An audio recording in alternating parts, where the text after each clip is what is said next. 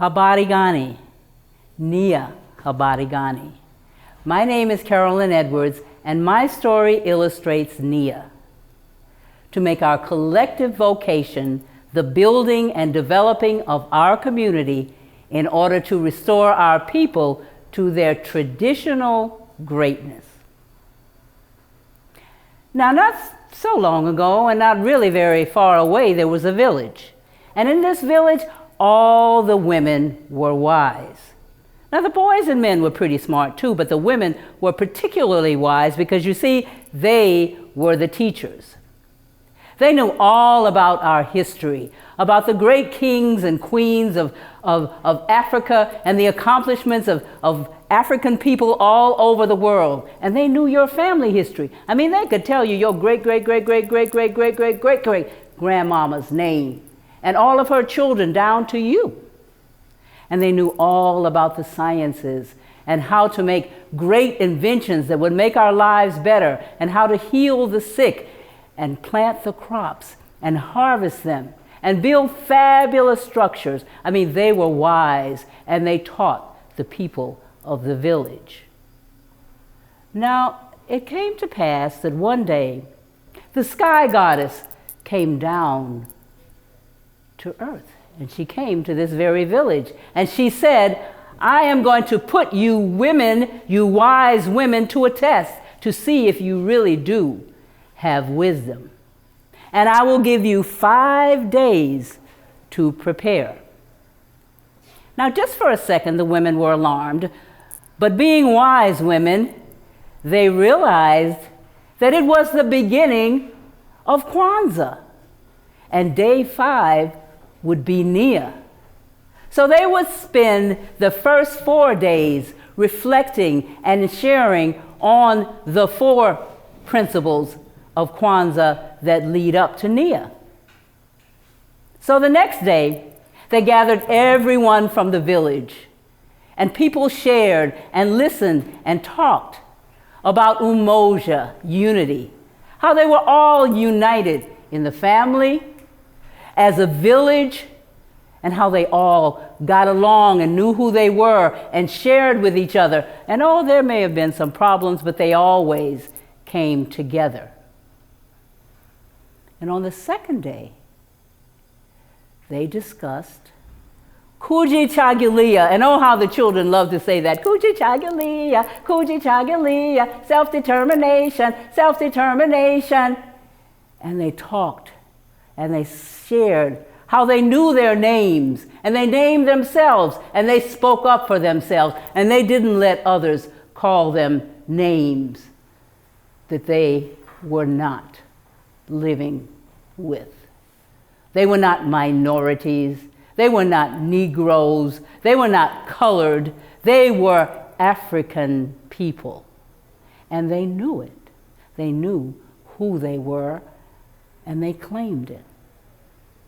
And on the third day, they discussed and shared and meditated about Ujima, collective work and responsibility. And oh, they were falling all over themselves, telling how they worked together and how they helped Mrs. Smith when her house caught on fire and everybody came together. And Mr. Jones and his 5 children when they didn't have enough food to eat after his wife died, and how they all worked together and held each other responsible collectively for each other. And that was a fun day because they loved Ujima. And the 4th day came around, and that was the day of Ujamaa, cooperative economics.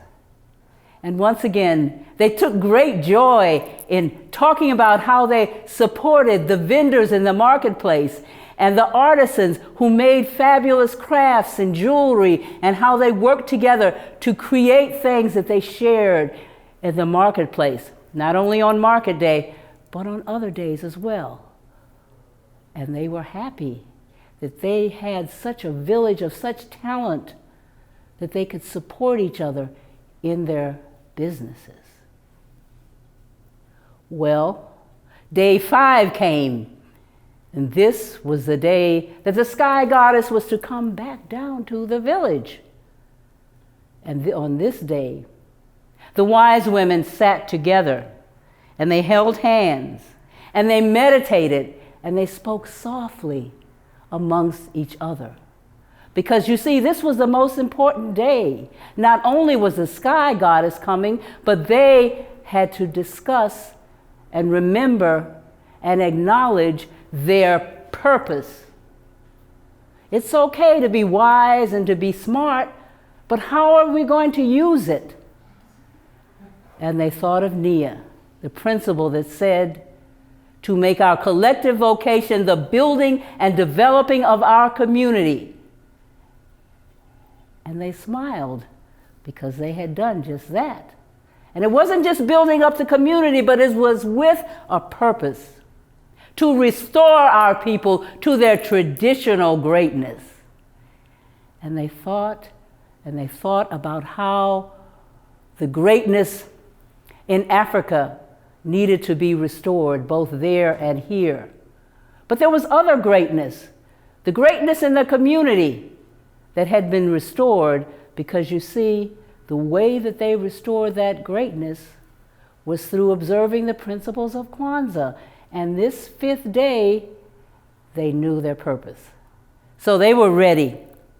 And sure enough, when the sun was straight above in the sky goddess came down to this village. And she said, "It is time for your test." And they said, "We are ready because we are wise women." And they told her all the great things that they knew. But more importantly, we know our purpose. And all throughout this year, we have been building and sharing and teaching in our community about the greatness of our people in the past, and working to build our community and bring it together to restore that traditional greatness. And the sky goddess smiled because she knew that they knew how to use their wisdom for a purpose. And now you see, that is the meaning of Nia, to restore our people to their traditional greatness. That is our purpose. And in case you're wondering why and how you might do this, well, seek out the wise woman from this village. Oh, it may not be this village, it may be the village of Brooklyn or the village of Rochester or the village of all the villages in South Carolina and Florida and all over where there are villages of wise women. And who are these wise women? Might be your mother, or Mother Smith, or your grandmother, or that nosy neighbor that's always looking out for you sitting on the porch. All these are wise women who have the knowledge, who can lead you and guide you to your purpose of restoring our communities to their traditional greatness, not just the greatness of Mother Africa, but the greatness of down home in South Carolina. And the greatness of the stoop over there in Brooklyn. Restore our people to their traditional greatness. That's our purpose. Nia. Ashe.